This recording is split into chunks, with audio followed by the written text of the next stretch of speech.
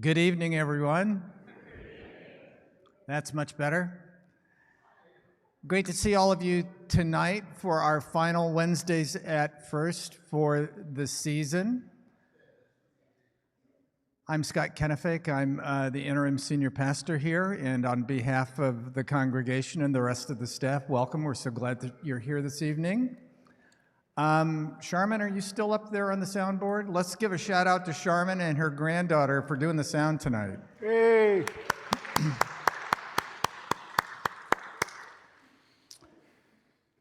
It is my honor and great pleasure to introduce the Reverend Dr. Scott Rennie to you this evening. So just some background about Scott. Scott was born in Bucksburn, Aberdeen, which is way up in the northeastern part of Scotland. He studied geography at St. Mary's and then divinity at Christ's College, both at the University of Aberdeen.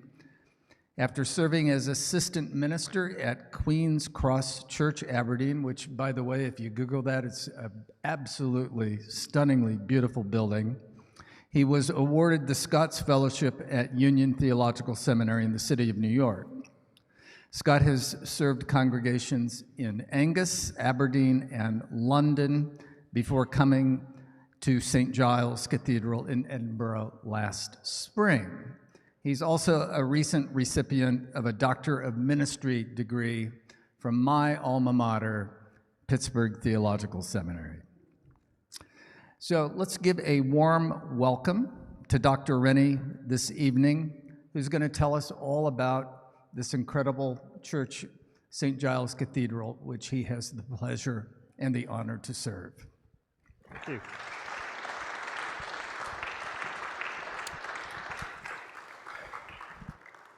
Well, Scott, thanks for your welcome, and thanks to you and to Gail for your incredible hospitality. I've really settled in this week. It's just a shame I've got to go home tomorrow, but there we go. That's life. But it really is. It's great to be with you. It was lovely to be worshiping with you on Sunday. And I hope I can share a little bit about the story of St. Giles, and then we'll be able at the end to take any questions you have, and I'll do my best to answer. Now, I see we have some descendants of Scots Presbyterians at the back. The reason I know they're descendants of Scots Presbyterians is because they're at the back. Really Scottish Presbyterians always go as far back as they can possibly reasonably go. So a special welcome to you. I want to bring you greetings from my congregation, which is St. Giles Cathedral, the High Kirk of Edinburgh, 900 years old and still debating. And I want to say in my talk today, I'll try and say a bit about not really just the architectural history and the story of the building, but really about the story of the people and the place of St. Giles in Scottish life, which is really a story of faith in the heart of the public square. And often that has been quite a contested place to be. And this is St. Giles in the summer. As you can see, it's sunny and looking good. And this is my walk to work every day, is up the mound, and I turn the corner, and this is my view. And it is quite magnificent. It's amazing being the minister of St. Giles in lots and lots of different ways. If these stones could speak, they would probably not whisper politely, but argue loudly. St. Giles has been the place where many arguments about faith, about the shape of public life have taken place, right in the heart of Edinburgh, and that has included kings and queens. It has meant reformers and riots. It has been about pulpits and prayer books. And St. Giles has always stood and continues to stand at the center of public life. And Probably it is Scotland's equivalent of your national cathedral, except its current role is very much stems from its historic role, and it's like a conversation that still keeps going and keeps continuing. And I thought I would give you a look. If you were arriving at St. Giles today, this is now the chairs are. This is from COVID times, you'll see, because people are kept apart. But this is basically from the east end looking to the west end of the church. And this is how St. Giles looks. Now, someone I was speaking to earlier told me they were at St. Giles in 72. And I'm guessing that, so since 72, there's been a big renovation. And one of the big renovations was to move the Holy Table from the east end of the church, where it traditionally is, to the middle of the church. And that was deliberately done as a theological idea, which in the Reformed tradition, we are gathered round both the Word and the Sacrament. So in the 1980s, into the 90s, there was a lot of work done at St. Giles to try and get, it was, the floor was at different levels, but to put the floor at a uniform level and to move the table into the center of worship.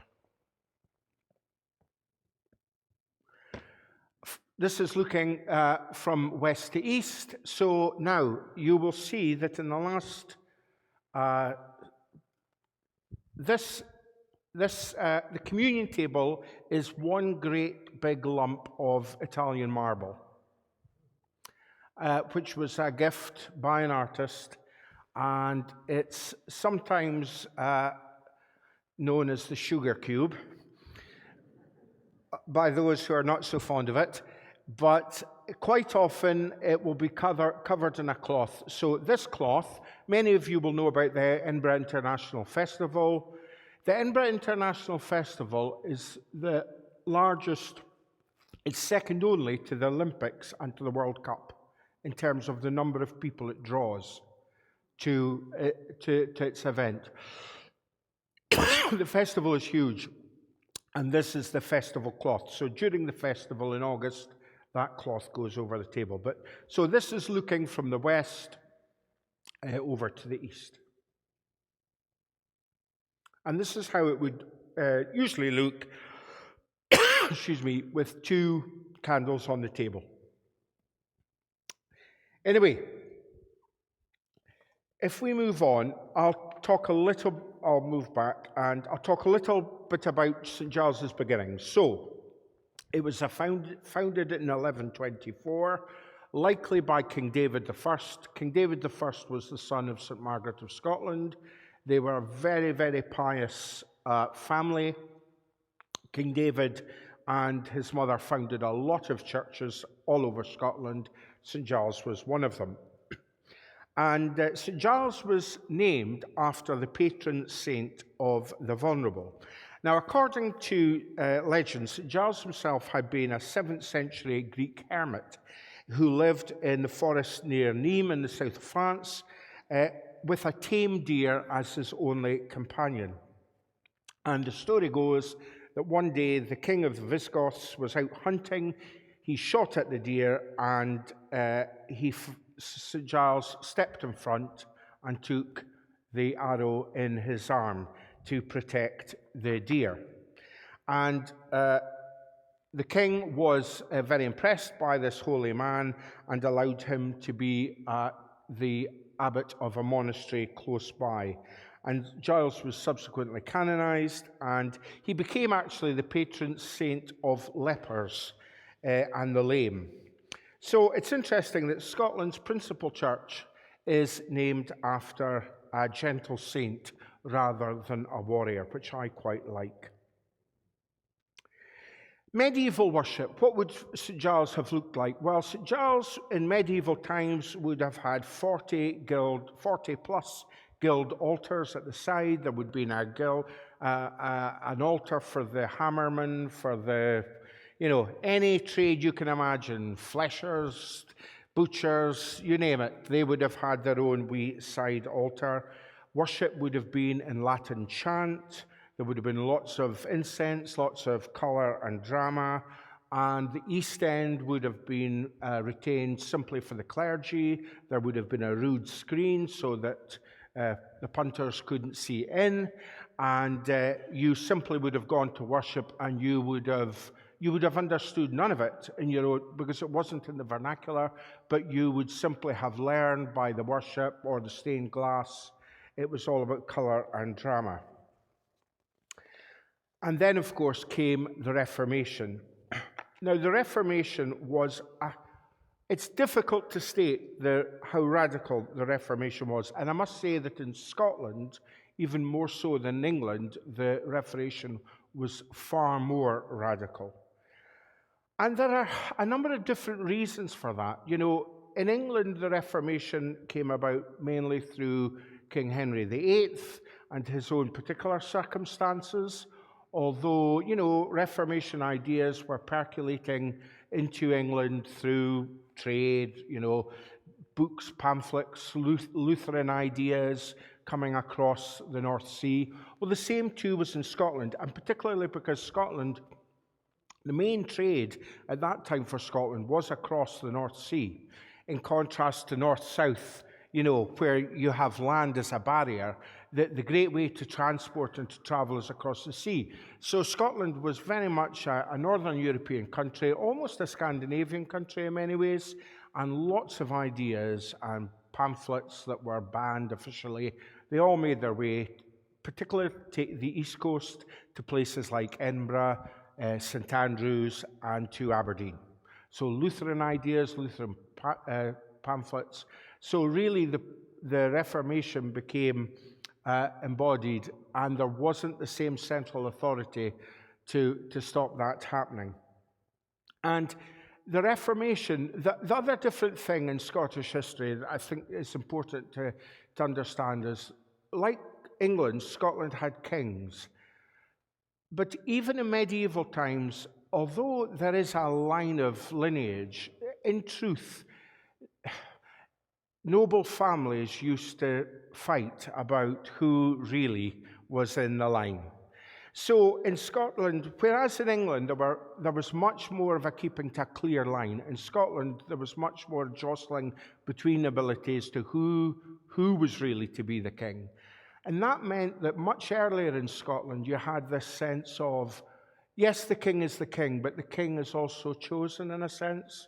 So very early on in the Declaration of Arbroath, you have this sense that sovereignty belongs to the people, and the king, although he's over the people, he is also ruling by consent.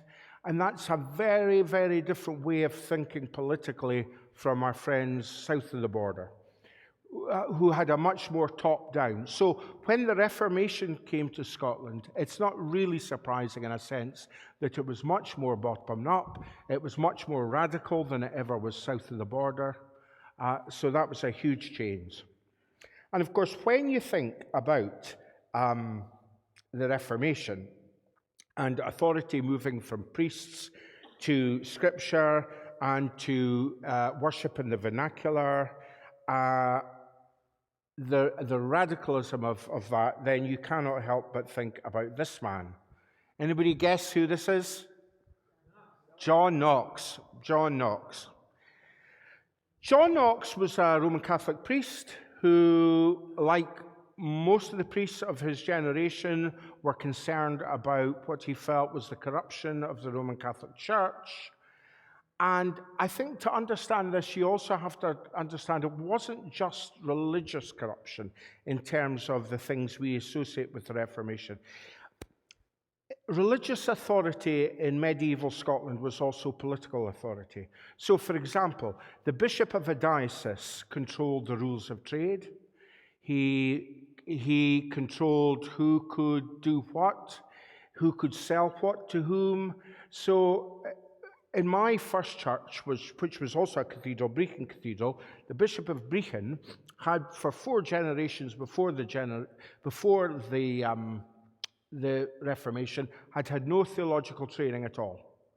He was a bishop, and he was a cleric, and he was ordained, but he really was a civic post holder, and it was the dean and the chapter who did the worship.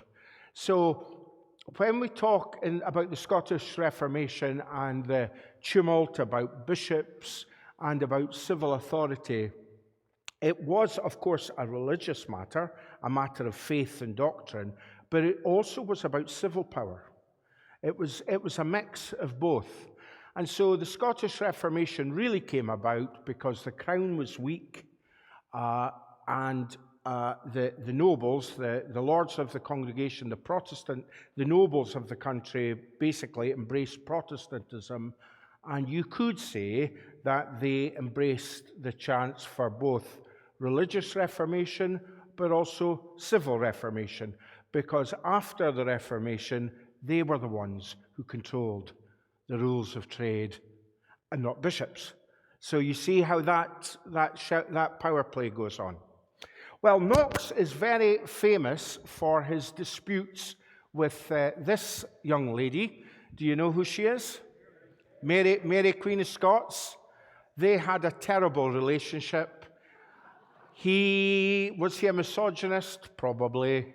But they just had fun. She was a very devout young Roman Catholic woman who had been, France was her background, French culture, and she came to this Protestant country. She really was in a very difficult... She is probably the person in Scottish history I have the most sympathy for. I think she was caught in an impossible position. Anyway, the problem became she was she was content that Scotland should be a Protestant country, but she also wanted to celebrate the Mass in her private palace and at her chapel, and that's what caused the furore.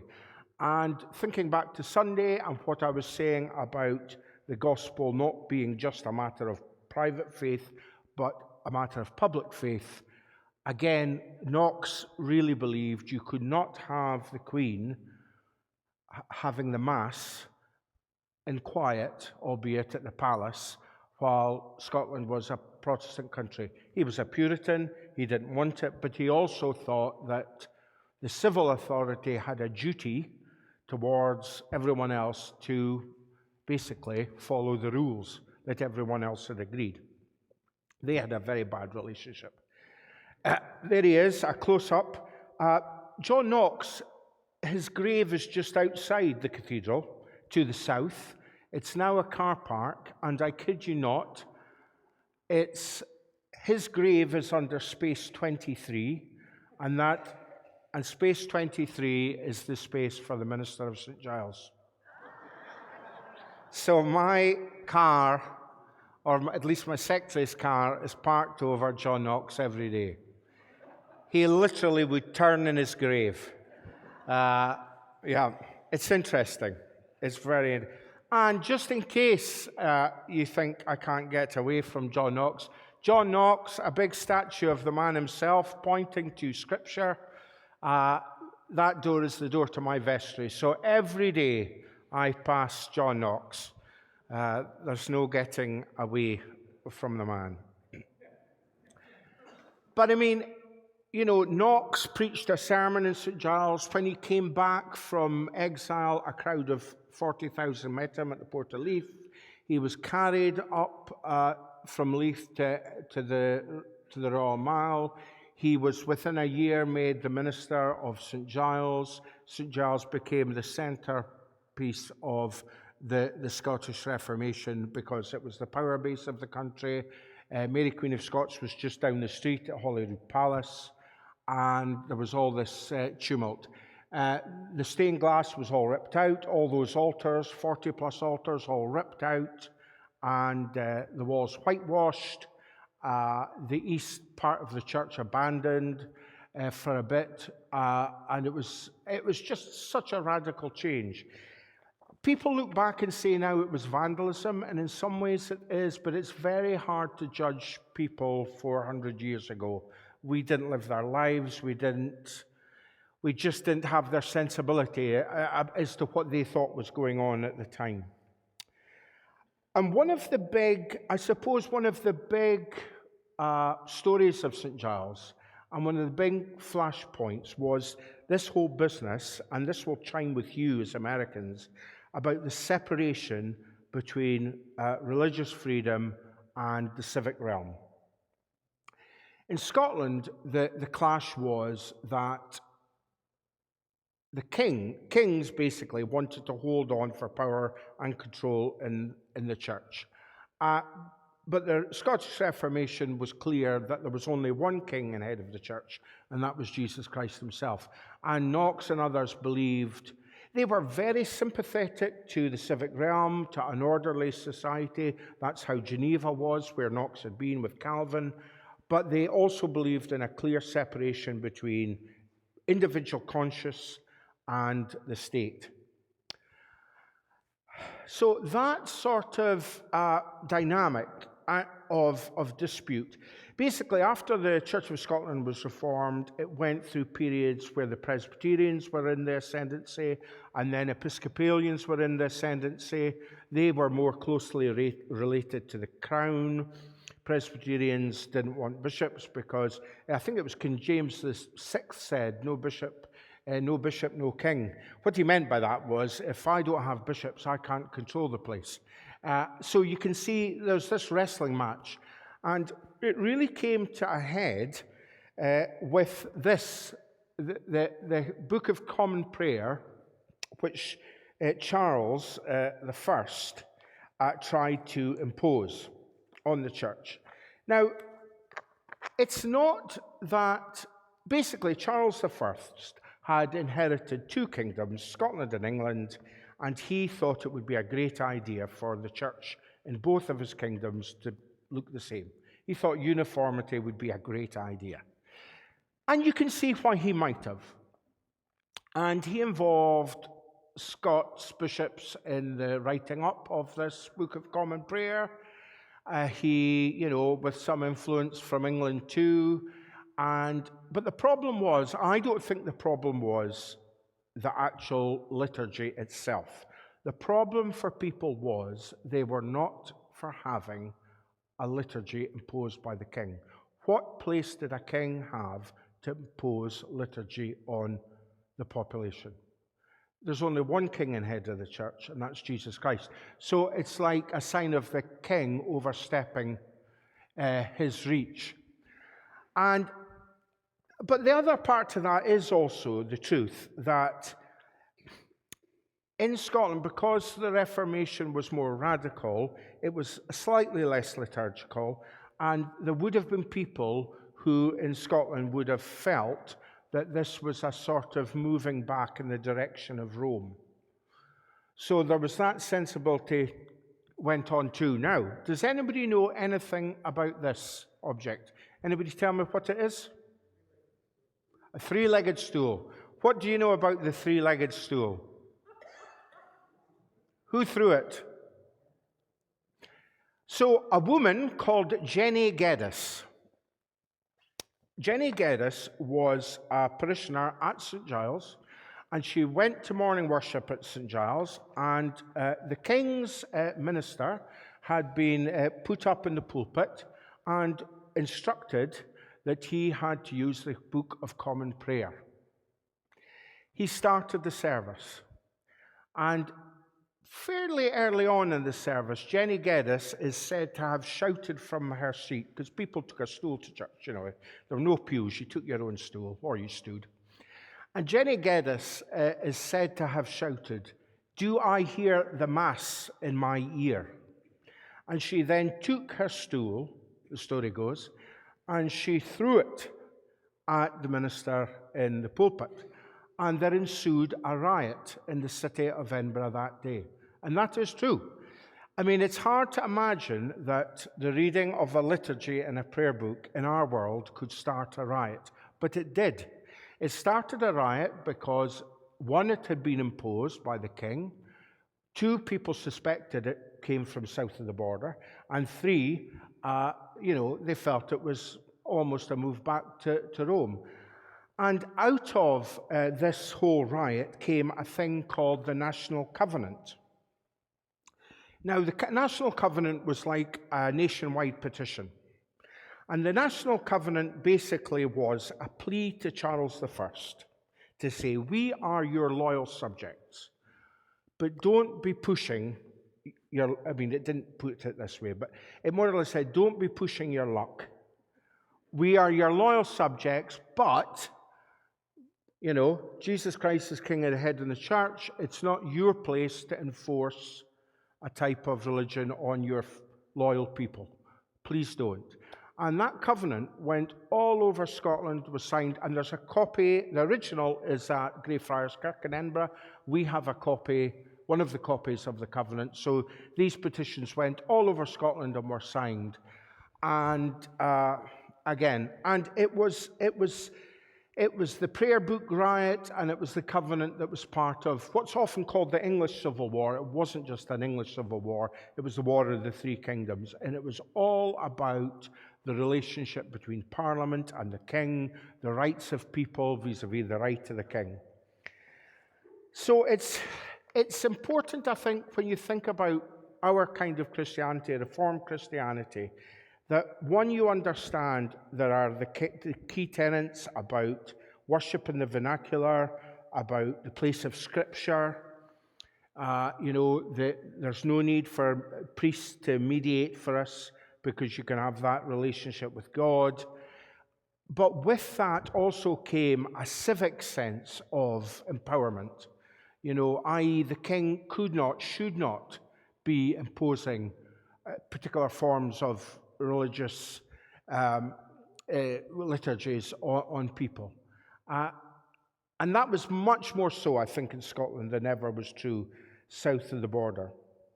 And that whole idea of Christ alone as king and head of the church became really embedded in the Scottish constitutional settlement. Now, I don't know if you reckon, well, you'll know who this is, but I don't know if any of you can recognize the occasion. Anybody want to have a guess?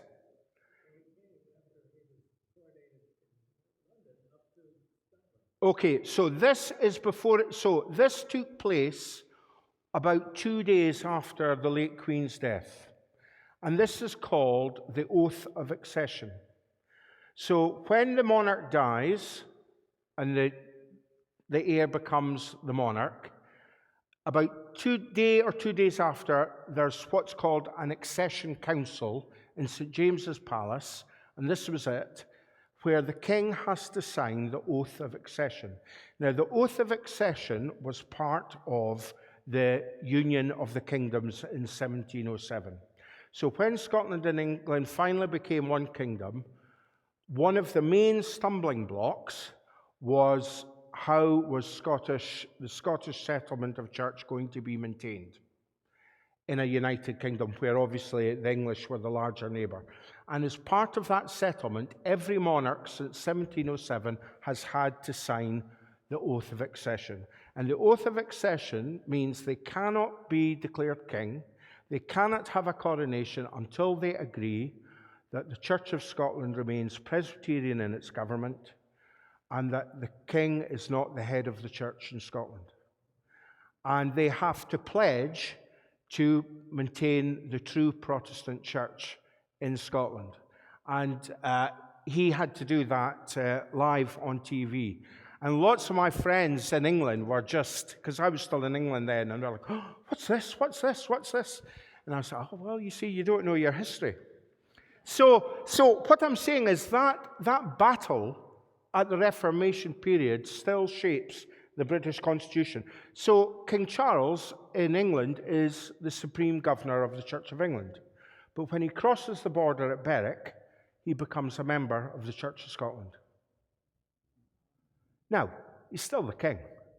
And he's an important member of the Church of Scotland, but he is just a member of the Church of Scotland. He doesn't have any other place than that. So then we move on to the church, in a sense, is established, but it's not controlled. It's recognized, but it's not ruled. I want to show you this. This is the Thistle Chapel. The Thistle Chapel was built in 1911. It's a Gothic chapel in a medieval cathedral. It was built by, designed by Lorimer, a very famous Scottish architect, and it is the home of the Order of the Thistle. And the Order of the Thistle is the greatest order of chivalry in Scotland. It's the counterpart of the Order of the Garter in England. So it has its roots in the Middle Ages, but it was brought about by King James VII in 1688. And the Order of the Thistle, to become a knight or a dame of the Thistle is the gift of the sovereign. So whereas there are lots of, if you get an Order of the British Empire or all these gongs, it goes through committees and civil servants. The Order of the Thistle is the gift of the king himself. And it usually goes to people who have made quite an impact upon Scottish life. St. Giles very much keeps on the royal connection. When the king had his coronation in England, afterwards he came to Edinburgh and he was presented with the Scottish crown jewels, and this is the crown. This crown, I think, is the oldest crown in Europe. So the English crown jewels, Cromwell got the original English crown jewels and had them all melted. But this crown was, for a while, at a place called Dunnottar Castle, just outside, south of Aberdeen. And Cromwell and his army were on the way north, and they smuggled the crown out of the castle, down in a boat to a wee village down the coast, and they hid it underneath the floor of the parish church. They took up the floor, they dug a hole, and they buried it, and they forgot about it. And they literally did forget about it. It wasn't discovered until about 200 years later, believe it or not. So King Charles was presented with the honours of Scotland at St. Giles. So that royal life continues. Here they are. This is the Order of the Thistle. This is their robes.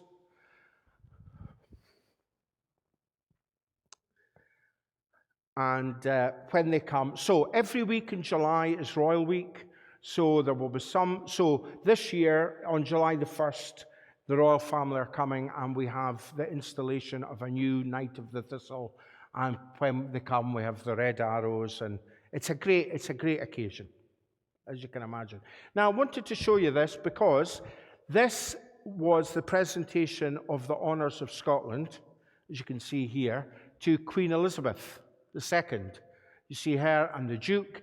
Now, this is looking from west to east, and if you see, under the old way, the east high table, so like a high table in the east, and the choir and pews for the high and the great, and then you have regular people down here, and you have the Queen. There was a lot of controversy about this service because the Queen came, people felt she didn't dress up enough for the occasion. They felt it was a little bit of a slight.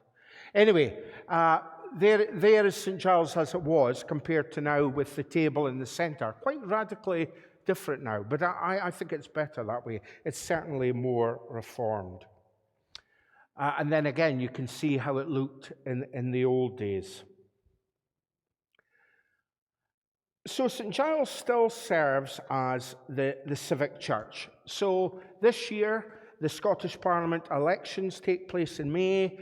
2 days after the elections, we will have the kirking of the Parliament. So all the parliamentarians will walk up the Royal Mile with civil servants. They'll come and have a service of blessing and dedication at St. Giles.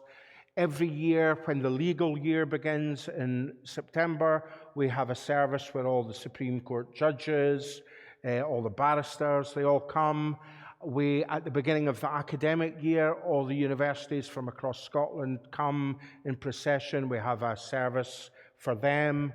We have military services. All of that takes place at St. Giles. So it's still very much at the centre of civic life in Scotland, even in what is a more secular Scotland than would have been the case 30, 40 years ago. And looking forward, really, one of the things I want to do is, we have 1.5 million visitors a year come to St. Giles, which is just quite amazing. But I think there's so much we could do, so much more we could do in this place. We're about to embark on visitor charging, so at the moment we ask people for a donation, but the footfall is probably too much for the care of the building. We need more resources, so we're going to ask tourists, to stump up £10 to come in and visit and hear the story of St. Giles. But that will enable us to do things like, we're going to set up an institute which talks about how we can better embed values like trust, decency, Christian values, I suppose, in public life, through partnership with Edinburgh University, the Royal Regiment of Scotland, the City Council and the Scottish Parliament will probably develop internships at the Parliament, these kind of things. We want to try and embed ourselves and do more to serve civic life in Scotland. But it's just an amazing, I can't tell you, if you had said to sort of me in my 20s, starting out in ministry, that one day I'd be the minister at Giles, I would have thought you were off your rocker. I'm a working class boy, grew up in social housing.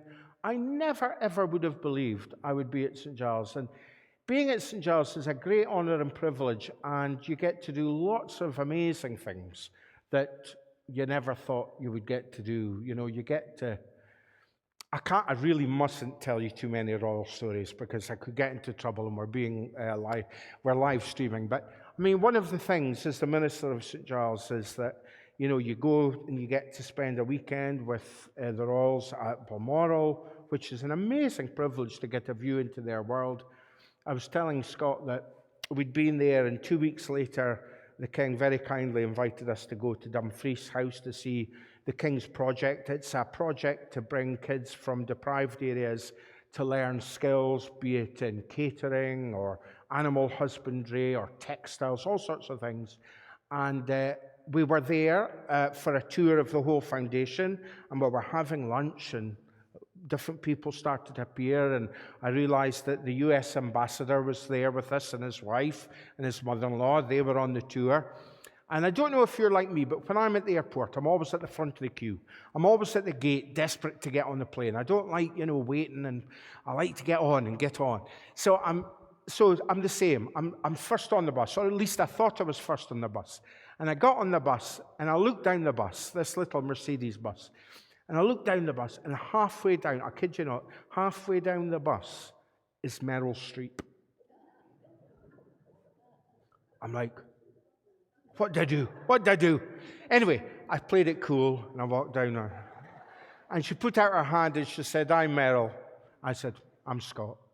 So she was a lovely person. We ended up talking about apple pie recipes and other things. Anyway, enough from me. That's a wee glimpse into St. Giles' life.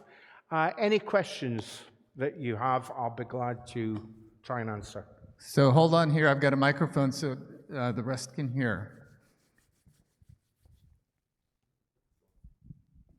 I've got two, if that's all right, Scott. First, of course, does the stone, I think the stone of Scone, yes, play a role here? And then second, tell us a little bit about this unique steeple design. The Crown Tower. So the Crown Tower comes, I think, from the 1500s. It's flying buttresses, and these are very, very rare, but it's very much a unique. There's only one other like this, I think, one in Aberdeen at the university. I think there might be one in St. Andrews, I'm not sure. But it's quite a unique form of architecture. It's stone buttresses, although, because of its age, we've had to put in steel supports to hold it in place. But featured in The Avengers. We quite often are a set for films. In fact, there's one coming out in the cinema soon, Odyssey. Some of it was shot outside St. Giles. But yeah, the Crown Spire is a very well-known, and we just last year lit it up for the first time. So it's on the it's on the Edinburgh skyline. What was the other question you had? Stone of Scone. The Stone of Scone, or the Stone of Destiny, it is, of course, for years it was in London, and then it was brought back to Edinburgh at the castle. It is now going to a museum at Scone, but it will be brought to the Kirk for the kirking of the Parliament, and it was brought to the church for the presentation of the honours of Scotland to the King. So it's brought back for ceremonial occasions because it was the seat of the King. So it's really symbolic in Scottish memory and folklore to have that stone come back. Other questions? Okay, I'll do this one first, then you. Okay. My question is about the established church being Presbyterianism, and of course in America there can be no establishment of religion. So what advantage does that give to Presbyterianism, and where does that leave the other religions? Well, that is a great question. So the Church of Scotland is established, but unlike in England, in England, if a bishop is appointed, the bishop is appointed by the king on the advice of ministers.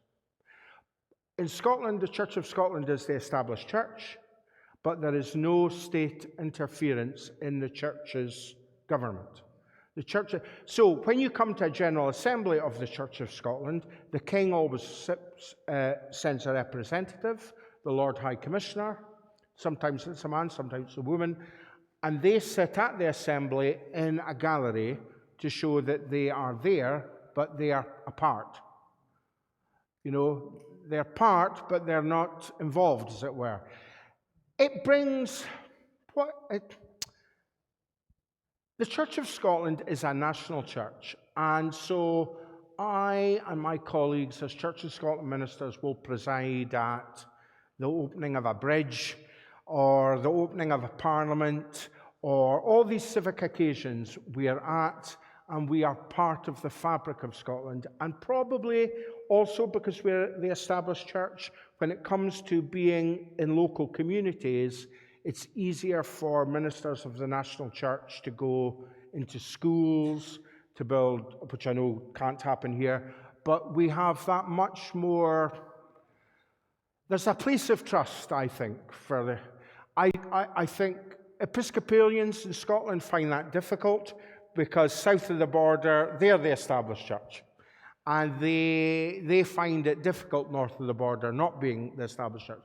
I suppose it doesn't come with any power, but it certainly comes with influence. I mean, look, I can write to the king and he might write back, or we might do, not because of me, but because of my position. And that is true across Scotland for Church of Scotland ministers serving in different ways. They will have an involvement in civic life that other denominations don't have. And that's both a responsibility, but it's also an opportunity.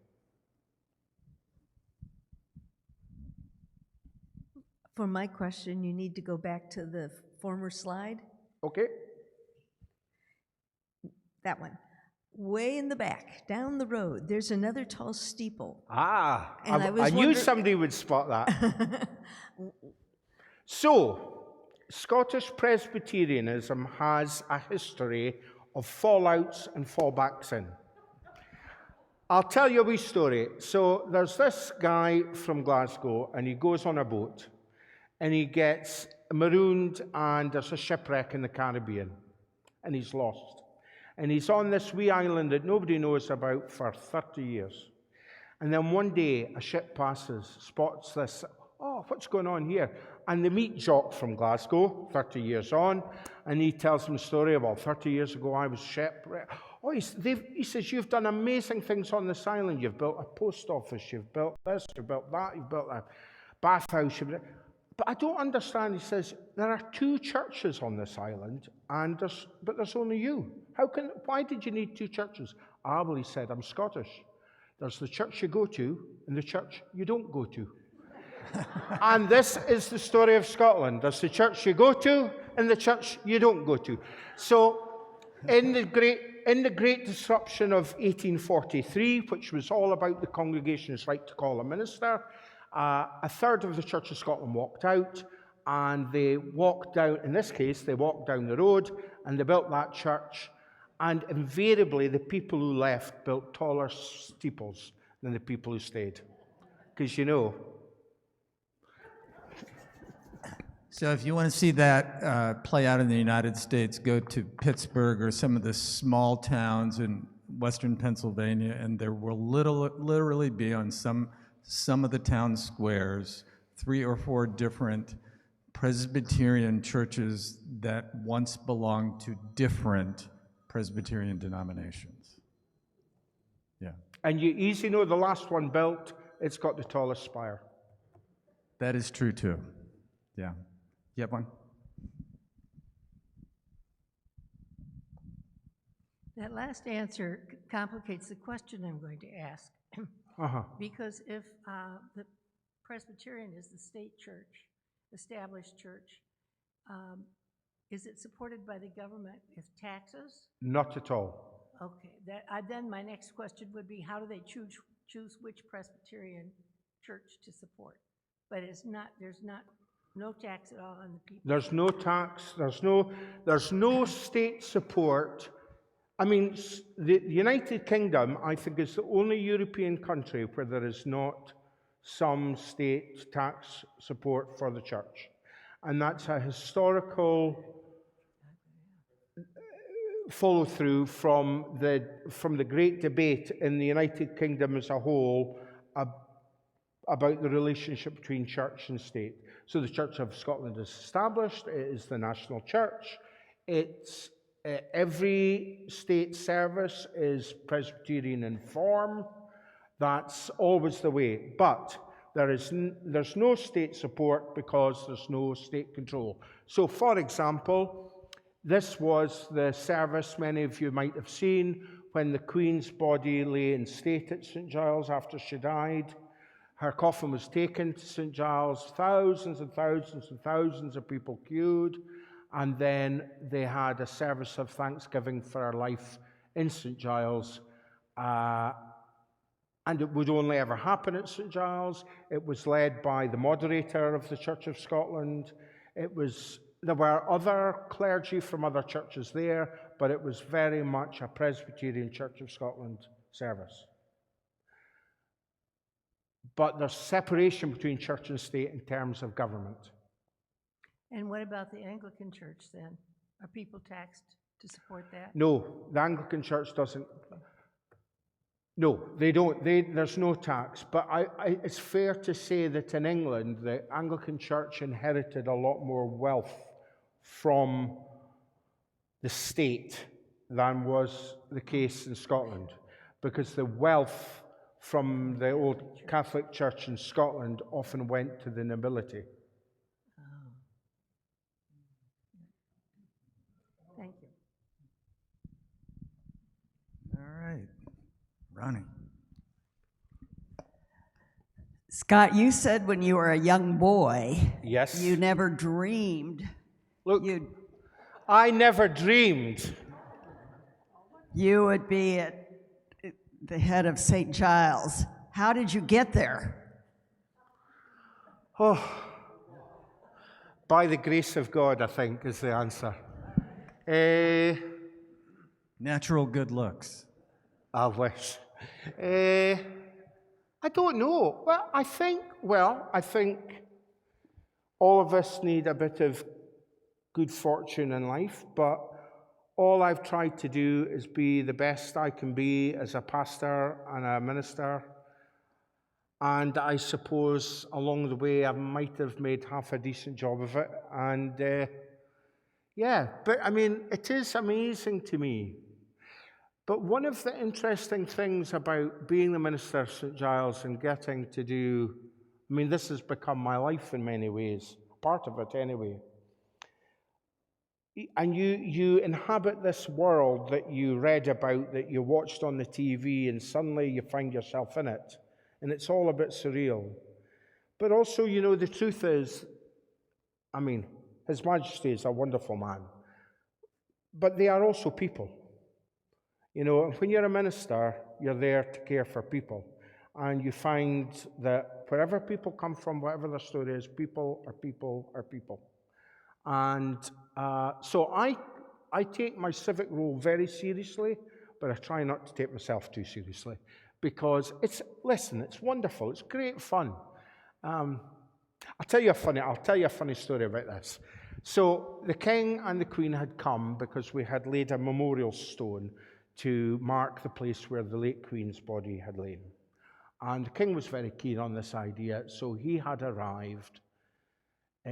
I didn't know there was a camera there, so I wasn't like smiling at the camera, just in case you think. But anyway, we were walking on the way, and we're going this way down to the memorial stone.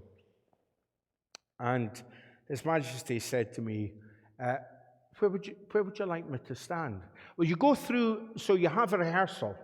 Like 5 rehearsals with people from the palace who tell you where you have to stand, or and who's coming and who's not coming, and what you have to do and what you've not to do. And basically the shot was that they were to be in the East End, standing behind the stone. I was to be at the side. The comms guy for the palace said, no, he says, stand back. I says, oh, why? He says, well, we don't want you in the shot. He says, it's Their Majesties people want to see. So I thought, oh, nice. So anyway, we get down, and so I'm taking them to where we had arranged, and the King said to me, where do you want me to stand? And I thought, you're the King, you can really stand anywhere you like, And then I thought, oh, I know, he really wants me to tell him where he's to stand. But one of the interesting things that happened about this was they stood, and it all went well, but it's amazing when you live their life, everything is so choreographed. I guess it has to be, because, they go to so many engagements, but yeah, I'm just count myself very fortunate, Ronnie. Yeah, so when I was, it's interesting you ask that, because when I finished my studies, I had a list of 6 churches. You get to choose off a list of churches where you can go and do your assistantship with, we call them in the Church of Scotland, your bishop. Your bishop is the person who, mentors you for those 18 months. And bottom of my list was this church called Queen's Cross Church. And the reason, in truth, if I'm being honest with you, it was bottom of my list was because I grew up in a poorer part of town, and Queen's Cross was a very posh part of town. And I thought, I am never going to fit in there. Anyway, I worked through my list, and I did not like one church I went to.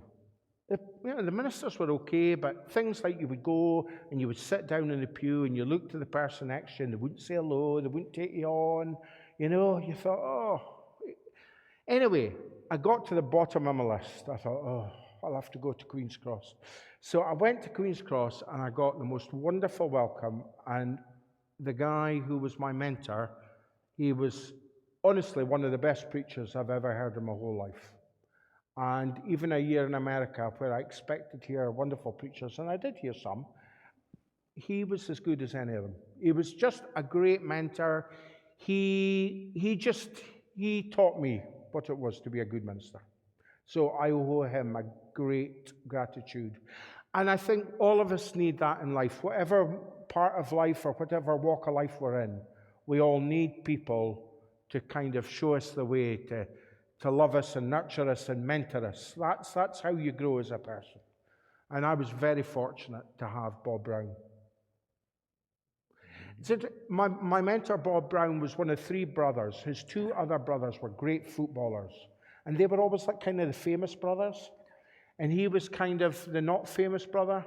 But for me, he was just a great guy. All right, we've got time for one more. Young Rex? There we go. Okay. Did we have one over here? Chuck had a question? All right. Tell us about the role of James I in unifying the two countries, and how did the Church of Scotland fit into that process? So, James VI of Scotland became James I when Elizabeth died and the two crowns became united. But it took it took until 1707 and Queen Anne before the two kingdoms finally united. And this might surprise you, but the reason that there wasn't a union before 1707, despite the fact that James wanted it, was the people who stood in the way were actually the English. And that's not commonly known. Now, you'll have heard of the gunpowder plot. The gunpowder plot was a plot to blow up James I when he was reading his King's Speech in Parliament. And it was done by some renegade Catholics who were unhappy with the Protestant settlement. But they had a list of things that they were unhappy with. One was about the departure from Rome, but number two on that list was they suspected that James wanted a union of the two kingdoms, and they were dead against it. They said when they had them imprisoned and they found all their documentation, they complained that Scots would come south from Edinburgh and take all the good jobs. It's interesting, isn't it? They complained that these Scots would come down and they were near barbarians, They didn't know, they couldn't eat politely at tables. All the kind of stuff you hear. This is what, and that was one of the reasons it took so long to unite the kingdoms. One of the stories about the day that the Scottish Parliament voted for union, it was just next to St. Giles, and the bells of St. Giles played the tune, "Why Should I Be So Sad on My Wedding Day?" It's interesting, isn't it? And so we still have this push and pull about a different constitutional settlement, about our friends and neighbours and family from south of the border, what makes us different, what holds us together, all of that stuff. And the great thing, just in closing, I would say about St. Giles is you have this great sense of history and the continuity of all these disputes and discussions over time. And it's the same issues, really, that keep bubbling up.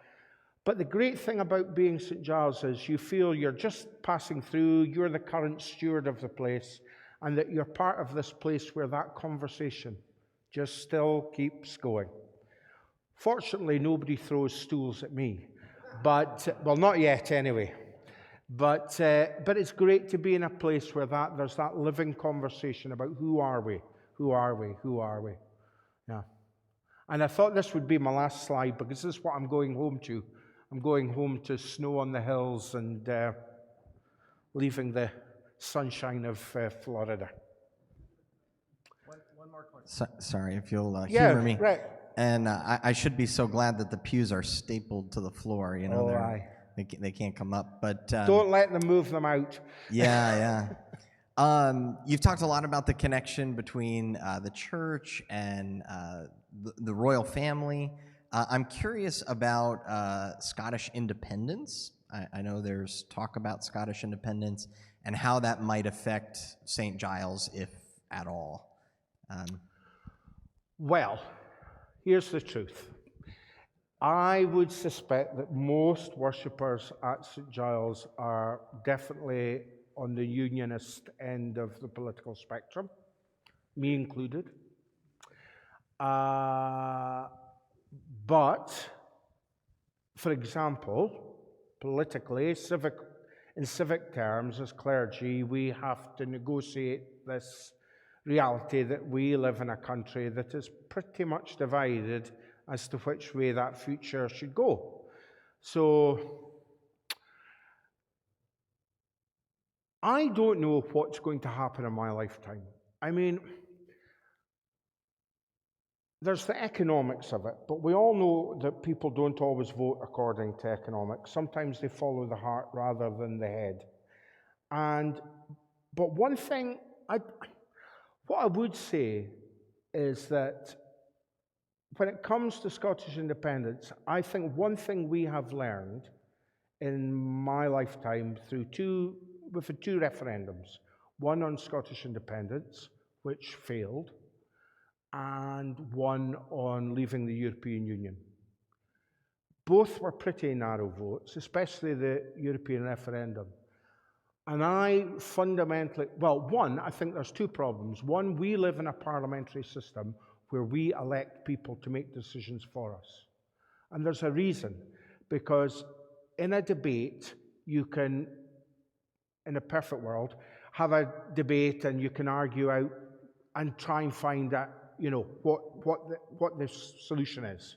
Or at least you can try and take as a majority, as many people as you can with you. Referendums, I don't think, work in parliamentary democracies.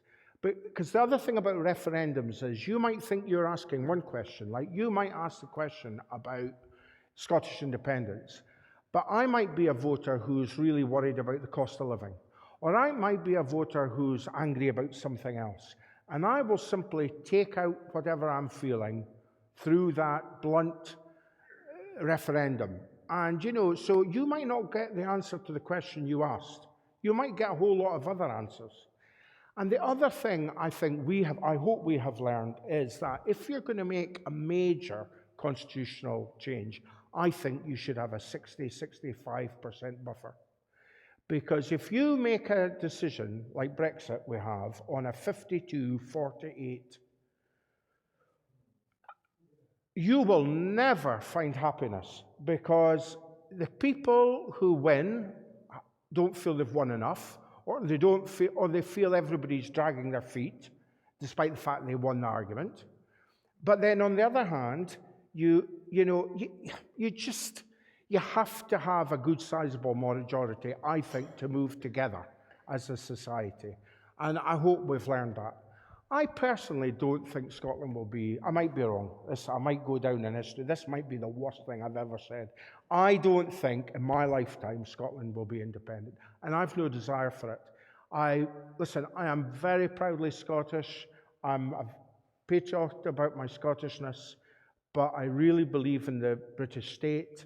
I want a world with less borders, not more. When I see the dangerous world that our kids are growing up in, I think we need alliances, I think we need collaboration, I think we need to work and stick together. I just don't think separatism.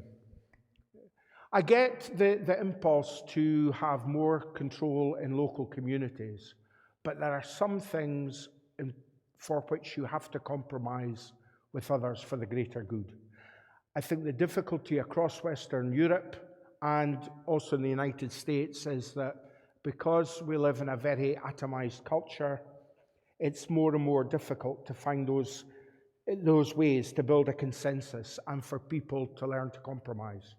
In life it's all about pragmatism, I think, and compromise.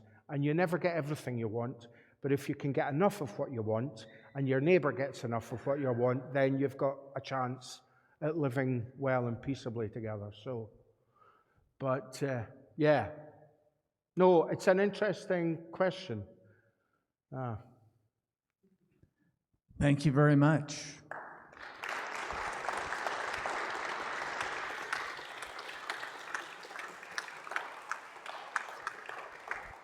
I just want to say a huge thanks to you all. I've thoroughly enjoyed my visit. I really, really have. And I'm sorry I haven't had more time to get to know you a bit, but I really wish you all well, and thanks for having me. It's been wonderful.